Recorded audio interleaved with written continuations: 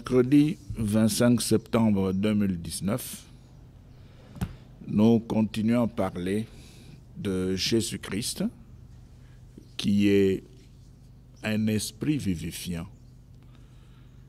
Nous ne cesserons jamais de le dire et de le présenter comme tel, parce que il est la fin et le commencement d'une nouvelle dispensation.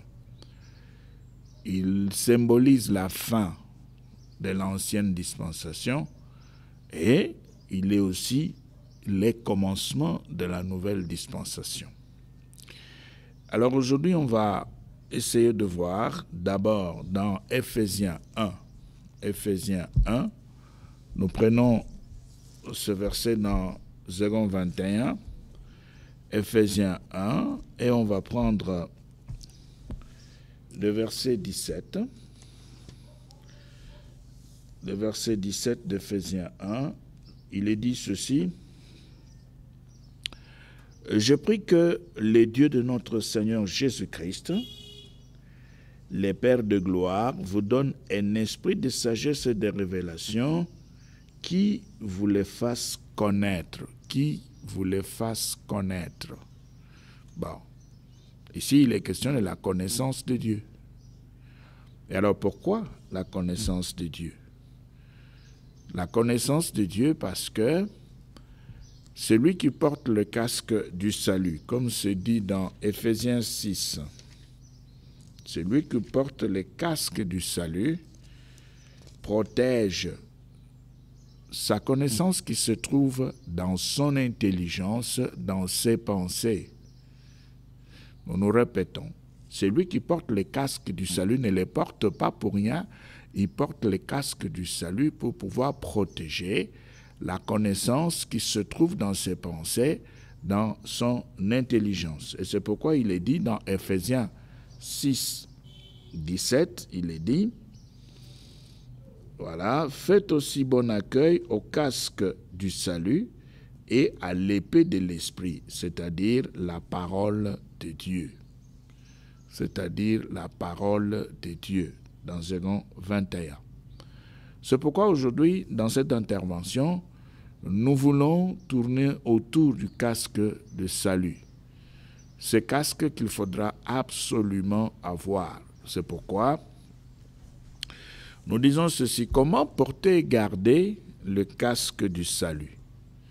Comment porter, garder le casque du salut? La première chose qu'il faudra connaître, c'est le fait que le casque du salut, quand on parle de ce casque du salut, on ne parle pas d'une réalité matérielle. Le casque du salut n'est pas matériel, n'est pas physique, n'est pas charnel, n'est pas visible, n'est pas palpable.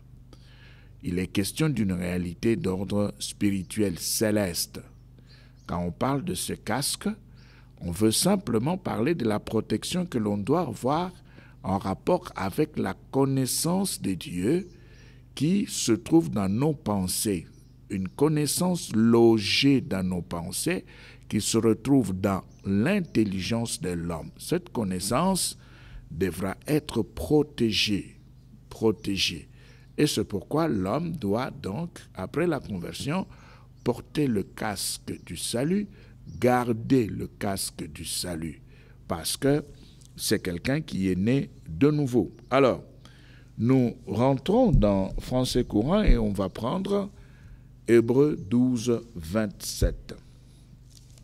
Hébreux 12, 27. Nous allons commencer à voir maintenant ensemble comment porter et garder le casque du salut.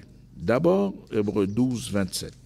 Il est dit ceci dans la Bible en français courant que l'on va beaucoup utiliser aujourd'hui pour faciliter la compréhension. Hébreux 12, 27. Il est dit. Nous pouvons même commencer par le verset 26. Il est dit. Autrefois, sa voix a ébranlé la terre. La voix de Dieu a ébranlé la terre. Mais maintenant, il nous a fait cette promesse. J'ébranlerai encore une fois non seulement la terre, mais aussi le ciel. j'ébranlerai encore une fois non seulement la terre, mais aussi le ciel. Ça, c'est 26. 27. Le mot « encore une fois » montre que les choses créées seront ébranlées et disparaîtront. Les choses créées seront ébranlées et disparaîtront. Voilà ce qui est dit. Des choses créées, des choses visibles, des choses palpables, des choses qui sont dans la temporalité, dans la matérialité, des choses que nous voyons, que nous touchons, que nous utilisons. Il est dit ici au verset 27, les choses créées seront ébranlées et disparaîtront afin que seul demeure ce qui est inébranlable. Et le verset 28, soyons donc reconnaissants puisque nous recevons un royaume inébranlable. Manifestons cette reconnaissance en servant Dieu d'une manière qui lui soit agréable, avec respect et crainte. Donc la première chose, le casque du salut, c'est la chose qu'il faudra bien connaître et maîtriser. Le casque du salut n'est pas matériel, n'est pas physique, n'est pas palpable et visible.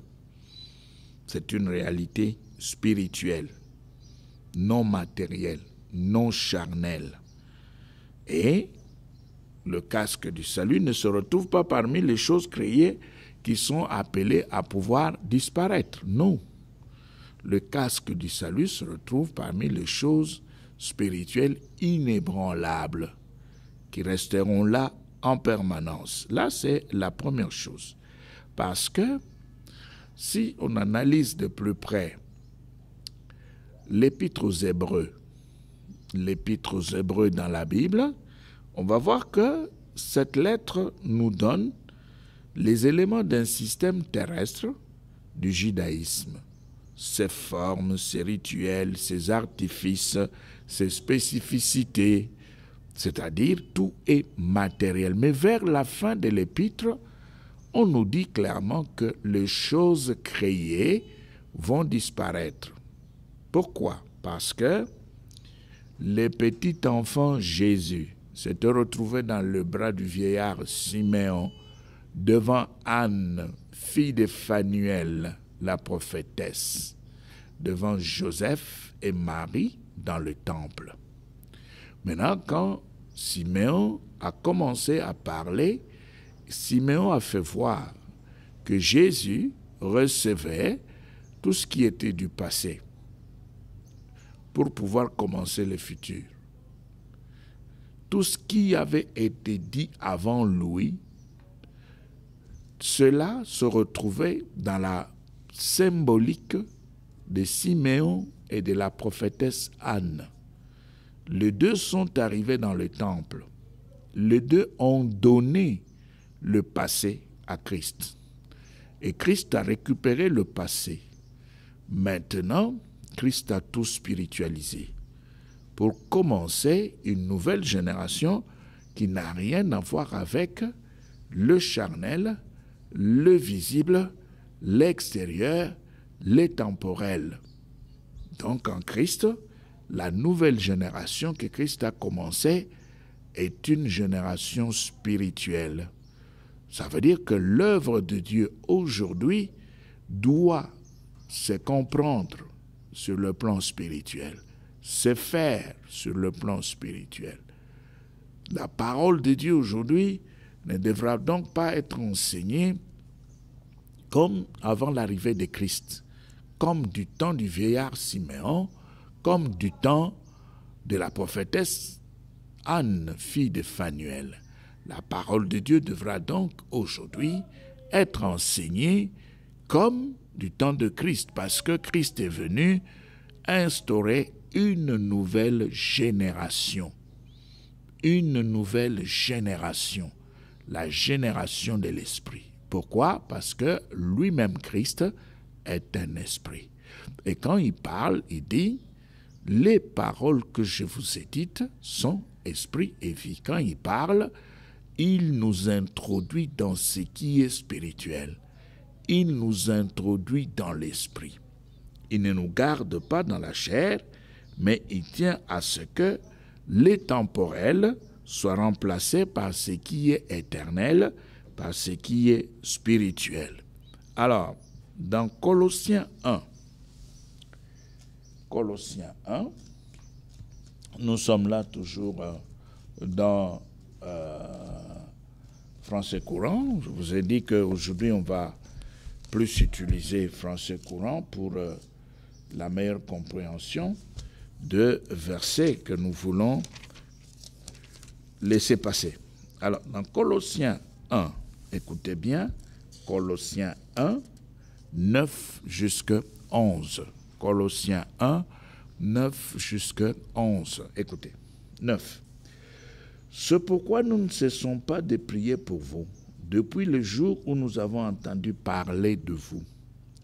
Nous demandons à Dieu de vous faire connaître pleinement sa volonté, grâce à toute la sagesse et l'intelligence que donne son esprit.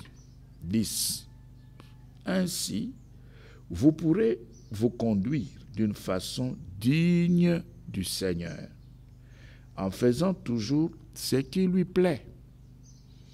Vous produirez toutes sortes d'actions bonnes et progresserez dans la connaissance de Dieu. Donc vous pouvez avoir un Christ historique. Vous pouvez avoir l'histoire de l'Église, l'histoire du peuple de Dieu, l'histoire des Juifs. Vous pouvez avoir tout ça. Vous pouvez avoir des promesses, vous pouvez avoir des prophéties de l'Ancien Testament ou de l'Ancien Temps ou de l'Ancienne Dispensation. Vous pouvez avoir une connaissance véritable de Dieu. Mais si cette connaissance que vous avez n'est pas spiritualisée, vous n'avez rien. Vous n'avez rien, pourquoi? Parce que c'est dit là, au verset 10, on dit « Ainsi vous pourrez vous conduire d'une façon digne du Seigneur en faisant toujours ce qui lui plaît. Vous produirez toutes sortes d'actions bonnes et progresserez dans la connaissance de Dieu. » Verset 11. Nous lui demandons de vous fortifier à tous égards par sa puissance glorieuse, afin que vous puissiez tout supporter avec patience.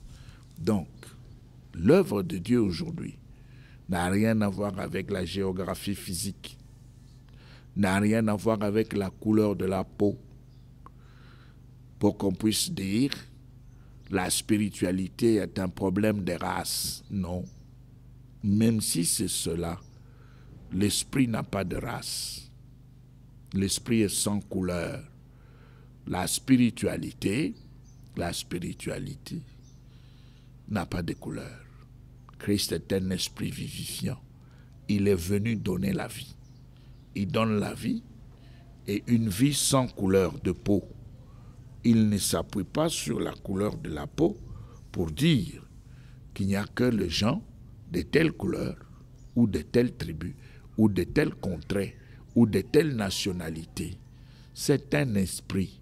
L'œuvre de Dieu aujourd'hui est un travail spirituel, purement spirituel et dans la spiritualité. Alors, dans 2 Pierre, nous allons dans 2 Pierre 1, et là, vous allez aussi voir que aujourd'hui, on ne peut pas, si on veut porter le casque du salut, si on veut véritablement garder le casque du salut, négliger la présentation spirituelle. Si vous négligez la présentation spirituelle, vous ne portez pas le casque. Vous n'en avez pas. Et vous n'avez rien à garder. Pourquoi? Parce que les choses créées, nous l'avions lu dans Hébreux 12, 27, les choses créées seront ébranlées. Les choses créées vont disparaître. Il a créé l'homme, qu'il soit noir, blanc, jaune, bleu. Dieu sait que les choses créées vont disparaître. Ça veut dire aussi que l'homme qu'il a créé, il est noir, d'accord, mais il va disparaître. Et l'esprit restera sans couleur. Alors, dans 2 Pierre 1, verset 2. Nous prenons même le verset 1 et 2. Il est dit: de la part de Simon-Pierre, serviteur et apôtre de Jésus-Christ, à ceux qui, par l'œuvre salutaire de notre Dieu Sauveur Jésus-Christ, ont reçu une foi aussi précieuse que la nôtre. Verset 2. Que la grâce et la paix vous soient accordées avec abondance, par la vraie connaissance de Dieu. La vraie connaissance de Dieu. Mais si déjà ici on vous parle de la vraie connaissance de Dieu, c'est qu'il y a une fausse connaissance. Et la fausse connaissance, c'est celle qui est rattachée aux choses créées qui doivent disparaître. C'est la fausse. La fausse connaissance de Dieu, c'est le fait de pouvoir ramener Dieu dans la chair, dans une tribu, dans un peuple, dans une nation. Non, il n'est plus là. L'œuvre de Dieu aujourd'hui dans cette dispensation, l'œuvre de Dieu aujourd'hui dans la génération de Jésus-Christ est une œuvre spirituelle. Parce que Christ est un esprit. Une œuvre spirituelle, totalement spirituelle. Donc si nous relisons le verset 2 de 2 Pierre 1, que la grâce et la paix vous soient accordées avec abondance par la vraie connaissance de Dieu et de Jésus-Christ notre Seigneur. Est-ce que vous le connaissez, Jésus-Christ? Comment le connaissez-vous? Vous êtes en train de chercher à le connaître et à le présenter comme un homme noir. C'est ce qui vous préoccupe. Vous voulez que les gens puissent reconnaître du fait qu'il est noir. Oui, d'accord, il est noir. Mais notre problème, ce n'est pas la couleur de sa peau. On se bat pour faire voir qu'il est passé là, il était au milieu de Bantous, d'accord? C'est un esprit vivifiant. Un esprit vivifiant. C'est-à-dire, il donne la vie. Il ne tient pas compte de la couleur, de la peau de chaque personne qui viendra pour l'écouter. Mais il est là pour donner. Il donne la vie à celui qui croit en lui. Il donne la vie.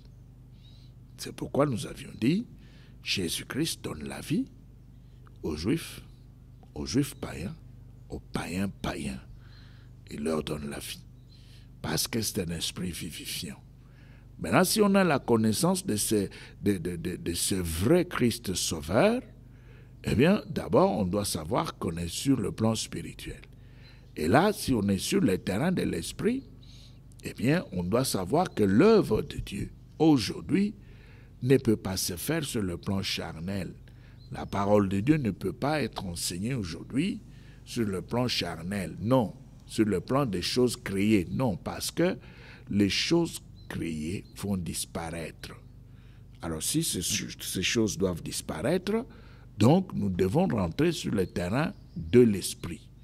Et si nous rentrons sur le terrain de l'esprit, alors là, nous pouvons dire que nous avons porté notre casque du salut. Nous avons évité la chute. Nous sommes allés du côté de Dieu. Nous portons notre casque. Et comme nous portons notre casque, il est aussi dit que nous devons les garder. Les garder. Non seulement il faut porter, mais il faut aussi garder. Quand vous portez, il faudra tout faire pour garder. Il faudra mieux placer le casque pour que le vent ne puisse pas venir secouer et faire voler le casque. Il faut bien placer le casque du salut sur sa tête.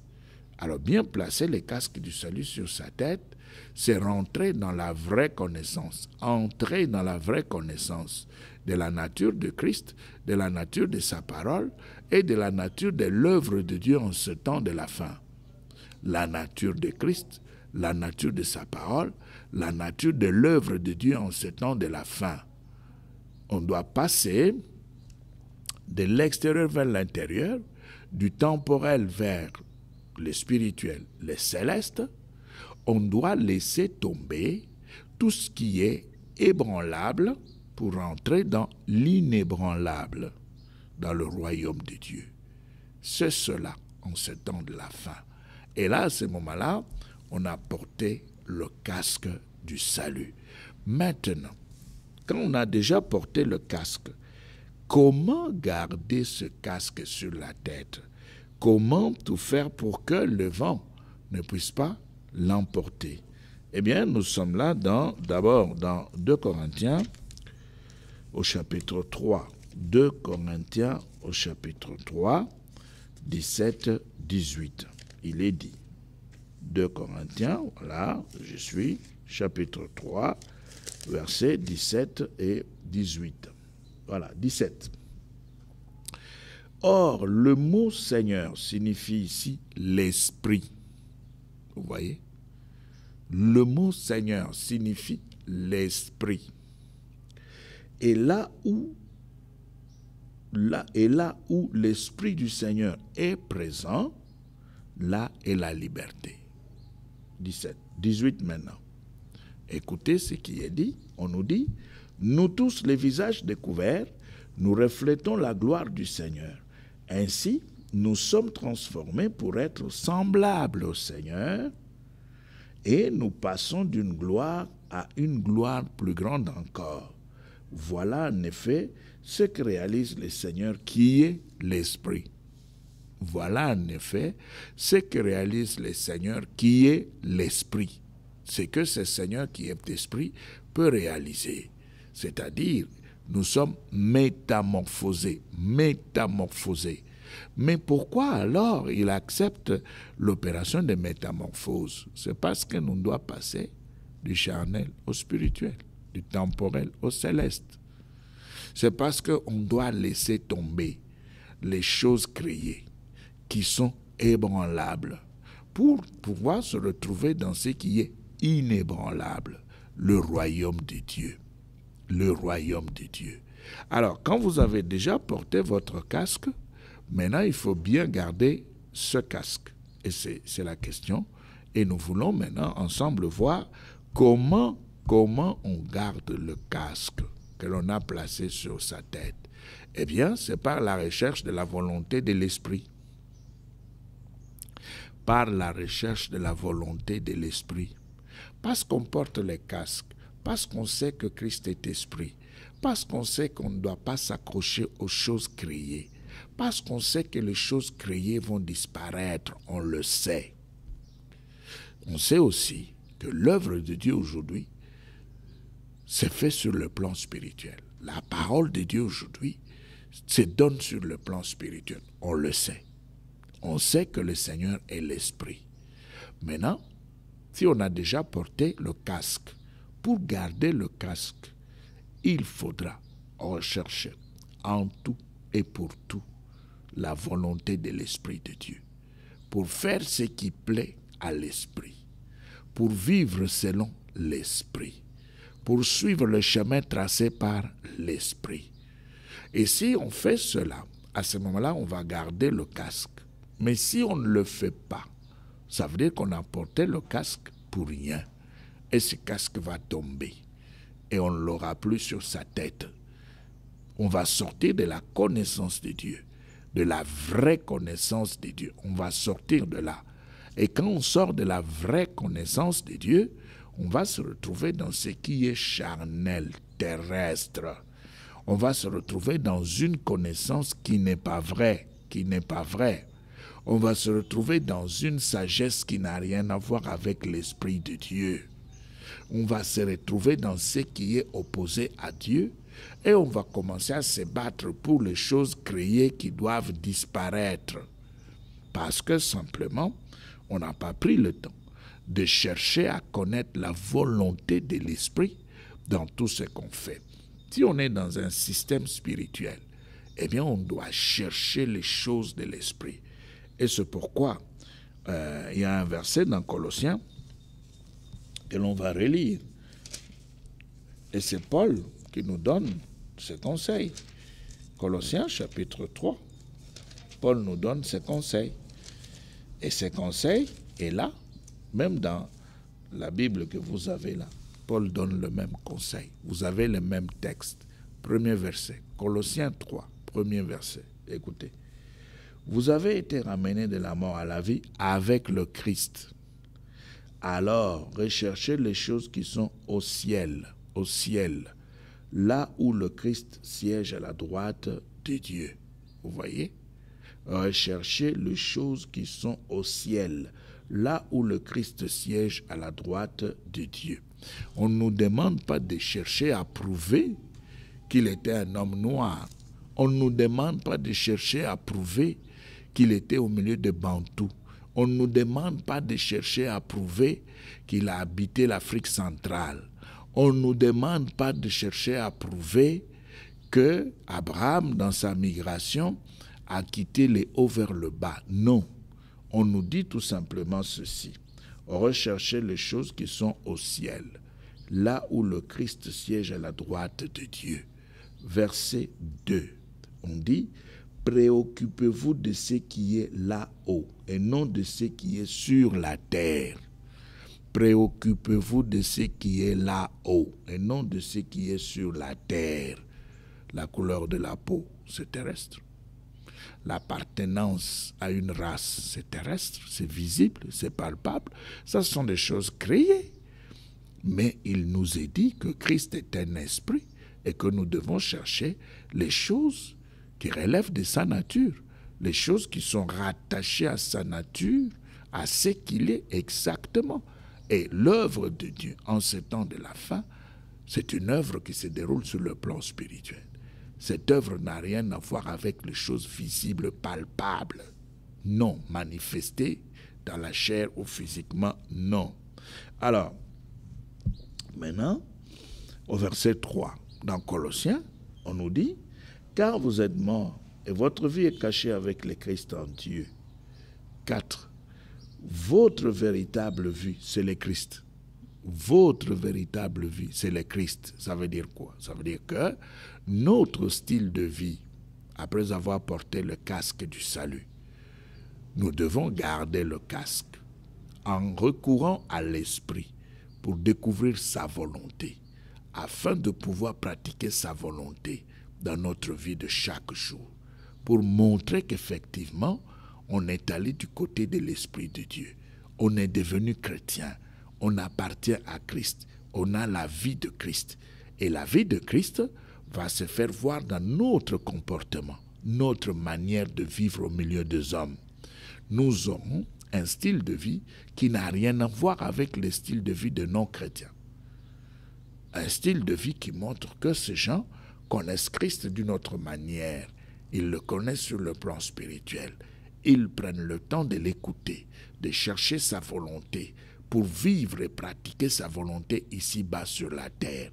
Vous connaissez le verset de Matthieu qui dit que ta volonté soit faite sur la terre comme au ciel.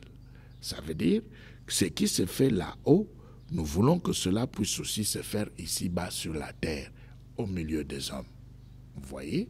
Donc c'est cela, ça veut dire que l'œuvre de Dieu du temps de la fin est une œuvre spirituelle.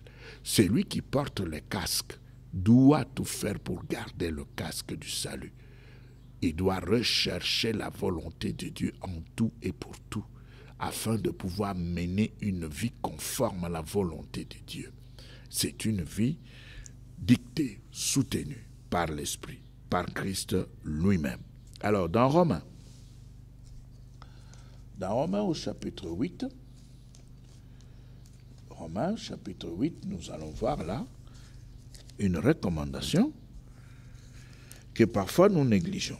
Romains 8, et nous prenons le verset 29. Il est dit, « Car Dieu les a choisis d'avance. » Dieu les a choisis d'avance. Il a aussi décidé d'avance de les rendre semblables à son Fils, de les rendre semblables à son Fils, de les rendre semblables à son Fils, afin que celui-ci soit l'aîné d'un grand nombre de frères. Voilà. Et dans Parole de vie, Romains 8, 29, écoutez, dans Parole de vie, ce qui est dit. Dans Romains 8, 29, on écrit, et on nous donne la pensée de Dieu. Et c'est l'apôtre Paul qui nous donne la pensée de Dieu. Et on nous dit, Paul était parmi les Bantous. D'accord. Mais ce qu'il nous dit là, c'est spirituel. C'est spirituel. Romains 8, 29. Il est dit, En effet, ceux que Dieu a choisis d'avance, il a aussi décidé d'avance de les faire ressembler à son Fils. Ressembler à son Fils. Comment vous allez ressembler au Fils? Ce n'est pas par la couleur de la peau. Vous allez ressembler au Fils par l'Esprit, par la découverte de la volonté du Fils. Et quand vous découvrez la volonté du Fils, c'est alors que vous allez vivre dans ce monde comme le Fils a vécu. C'est alors que vous allez marcher dans la droiture avec le Fils, avec la connaissance du Fils. Est-ce que vous connaissez le Fils? Ainsi, son Fils sera l'aîné d'une grande famille. Voilà, son Fils sera l'aîné d'une grande famille. Alors, c'est pourquoi nous disons, il ne suffit pas seulement de porter le casque, mais il faut garder le casque. Et pour garder le casque, il faut d'abord savoir que l'œuvre de Dieu du temps de la fin, c'est la génération de Christ, la génération spirituelle. Les choses se déroulent sur le plan spirituel, pas physique, parce que les choses créées doivent disparaître.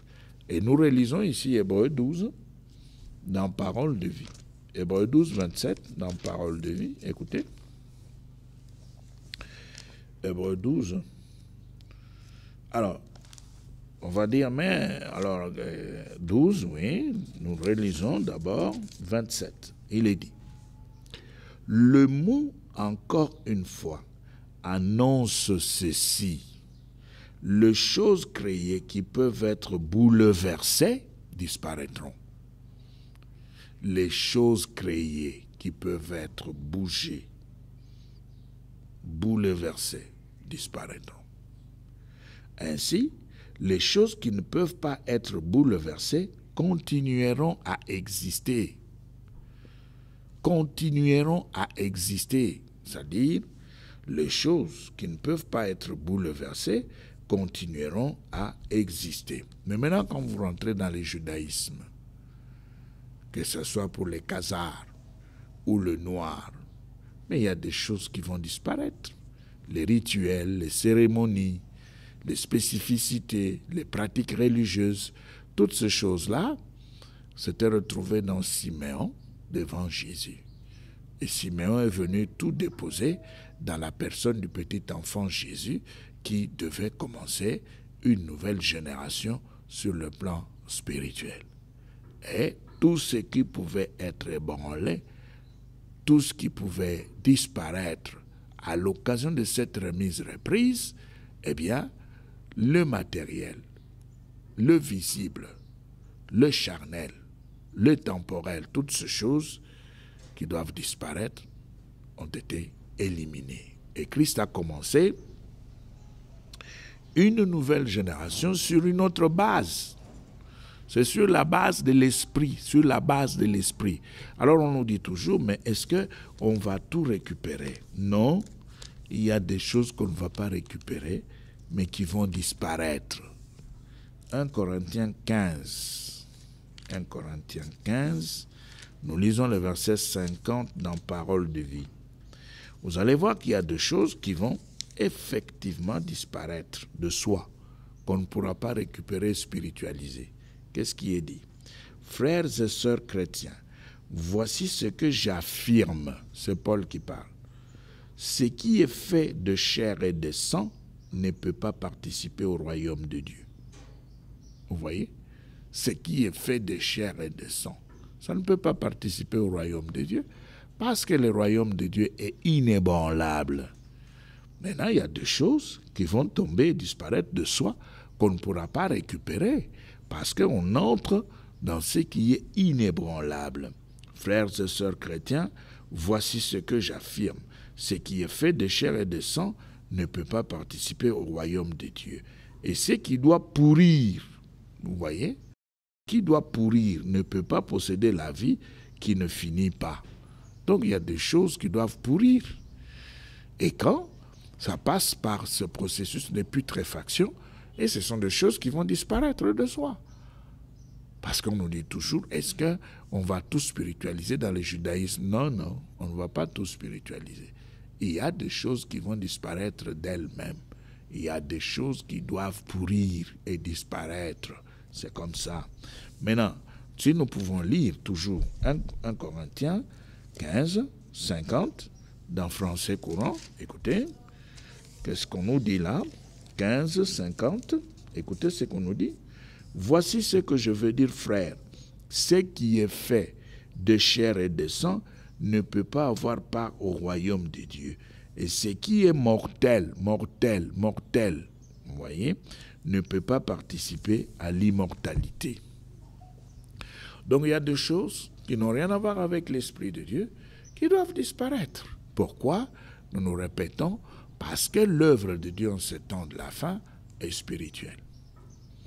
Même si vous ne voulez pas, même si vous cherchez des versets pour justifier, expliquer ce que vous êtes en train de faire, nous savons que Christ est un esprit vivifiant. Et lui-même, Jésus, en enseignant, il nous a dit ceci. Les paroles que je vous ai dites, c'est-à-dire son enseignement, ces paroles sont esprit et vie. Lui-même l'a dit. Maintenant, vous pouvez chercher tout ce que vous voulez pour justifier ce que vous êtes en train de faire.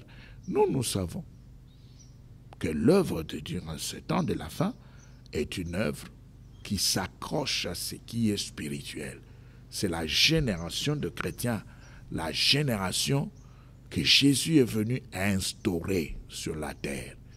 Et en lui, Christ, se trouve alors tout le passé, les prophéties, les promesses, les réalisations, tout ce que Dieu avait fait par le passé se retrouve en Christ. Et c'est la nouvelle génération qui commence avec Christ.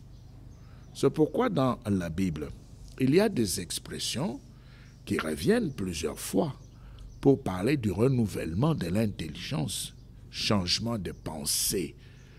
Pourquoi? Parce qu'il faut faire voir comment porter le casque et garder le casque du salut. C'est pourquoi nous avons le concept de renouvellement de l'intelligence, le renouvellement de l'intelligence. Pas le renouvellement de la peau, pas le renouvellement du corps, pas le renouvellement de ce qui est visible et ce qui peut passer, non. C'est le renouvellement de l'intelligence de l'homme. L'intelligence de l'homme. Les pensées doivent changer. Et quand les pensées changent, ces pensées ne vont pas changer de n'importe quelle manière. Ces pensées doivent changer par rapport à la volonté de l'esprit.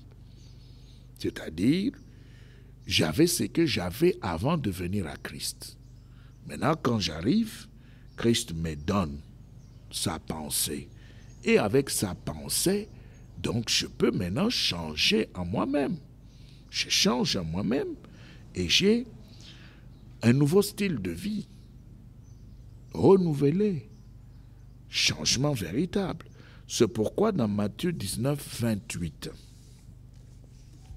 Matthieu 19, 28, il est dit, écoutez bien, quand Matthieu parle ici, il parle de paligénésia, le renouveau, le changement de choses. Matthieu, lisons d'abord le verset dans Matthieu 19, 28.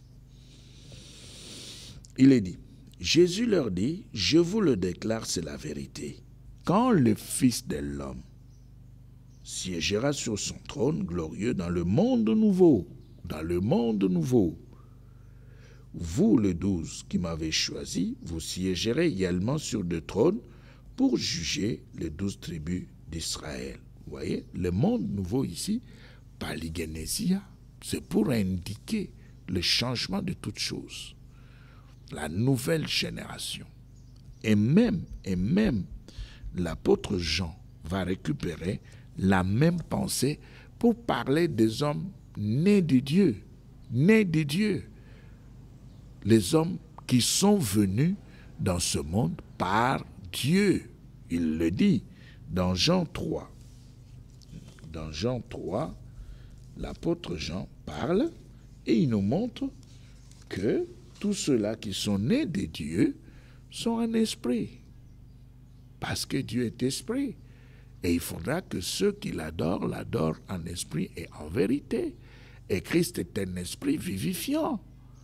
Voilà, dans Jean 3, nous lisons le verset 3, écoutez. Il est dit, c'est Jésus qui parle ici, il s'adresse à Nicodème. Qu'est-ce qu'il lui dit? Jésus lui répondit, oui, je te le déclare, c'est la vérité. Personne ne peut voir le royaume de Dieu s'il n'est né pas de nouveau. Vous voyez? Personne ne peut voir le royaume de Dieu s'il n'est né pas de nouveau. Il n'y a pas de nouvelle naissance quand on n'est pas encore entré dans la volonté de l'esprit. On reste charnel comme dans l'Ancien Testament. Si on reste charnel, attaché à ce qui est visible, palpable, il n'y a pas de nouvelle naissance. On n'a pas changé, on est toujours le même. On va continuer à faire des recherches sur le plan scientifique, comme le font les historiens. On va chercher, on va lire, on va découvrir, mais on ne connaîtra jamais la nouvelle naissance. On aura une connaissance scientifique, historique, terrestre. On aura des preuves sur la terre, mais sur le plan spirituel, c'est un autre problème. Toujours dans Jean 3, au verset 5, Jésus dit, Jésus répondit, oui, je te le déclare, c'est la vérité. Personne ne peut entrer dans le royaume de Dieu s'il n'est né pas d'eau et d'esprit. Vous voyez? S'il n'est né pas d'eau et d'esprit. Donc, il faut changer parce que Christ a apporté une autre possibilité de naissance, de régénération. Parce qu'il faut passer de la chair à l'esprit. Il faut passer du temporel à ce qui est éternel, à ce qui est céleste. Alors, toujours dans Jean 3, au verset 7.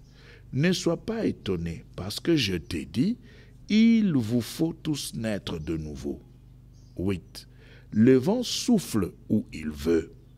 Tu en entends le bruit qu'il fait, mais tu ne sais pas d'où il vient ni où il va.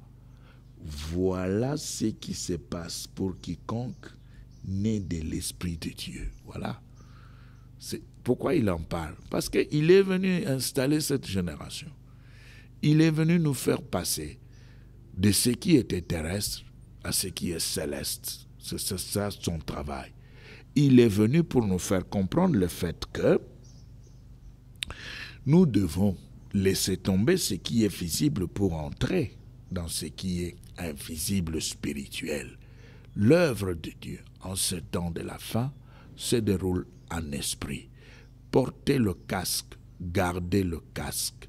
Porter, c'est entrer dans l'esprit. Garder, c'est chercher la volonté de l'esprit pour vivre sur cette terre selon la volonté de Dieu. Que Dieu vous bénisse.